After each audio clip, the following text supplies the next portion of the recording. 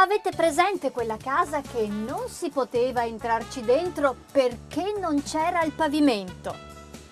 Non è certo una casa carina, quanto piuttosto una casa che casca a pezzi, tenuta davvero male. Insomma, quella che si dice una stamberga, una topaia, un'orribile catapecchia.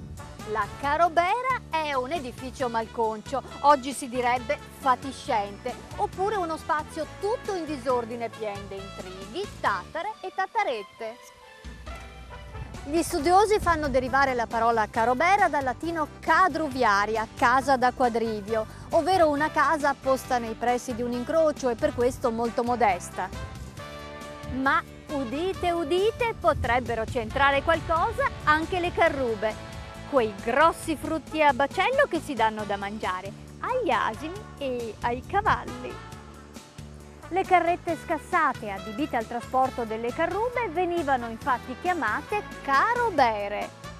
Insomma, a caratterizzare una carobera è la sgangheratezza e se la casa è sgangherata molto probabilmente lo sarà anche la sua padrona, così come la sua bici, la sua auto, la sua barca. Tutte vece carobere.